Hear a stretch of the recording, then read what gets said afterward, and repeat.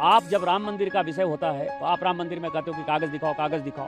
कृष्ण जन्मभूमि का मामला आएगा मथुरा में तो कहोगे कागज दिखाओ।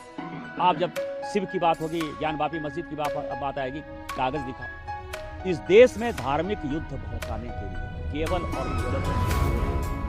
केवल सुप्रीम कोर्ट अपनी सीमा से बाहर जा रहा है। कोई ये कह रहा है कि चीफ जस्टिस के फैसले के बाद इस देश में मजहबी जंग शुरू हो जाएगी।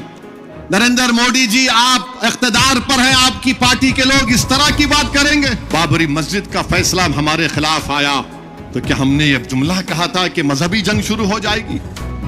बाबरी मस्जिद को तोड़ने वालों का क्रिमिनल केस का फैसला आया, किसी को सजा नहीं हुई, हमने ये कहा कि मजहबी जंग शुरू हो जाएगी? 5 साल से बच्चों की बेल नहीं रहे, उनकी माँ बाप मर रहे हैं, मर गए हैं, हमने ये कहा कि मजहबी जंग शुरू हो जाएगी? CAA का कानून है, हियरिंग नहीं होती, क्या हमने कहा कि मजहबी जंग शुरू हो जाएगी? UAPA में डालकर हमको सड़ाया जाता है कि हमने जुमला कहा कि मजहबी जंग शुरू हो जाएगी। किसको डरा रहे हैं ये लोग? अदलिया को डरा रहे हैं आप। इख्तिदार में रहकर अदलिया को डराएंगे आप?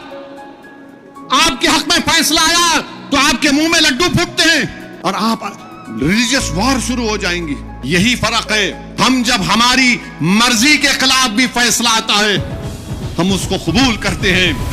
इसलिए कबूल करते हैं कि हम कॉन्स्टिट्यूशनल मोरालिटी को मानने वाले हैं और ये संघ परिवार के लोग एंटी कॉन्स्टिट्यूशन के लोग हैं।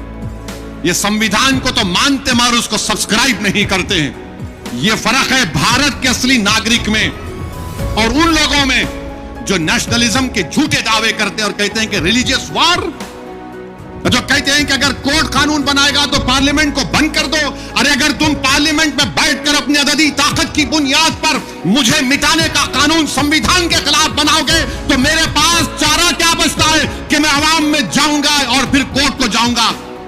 हम कोर्ट को गए, अवाम में भी जा रहे हैं। नहीं, कोर्ट कानून कैसे बनाएगा?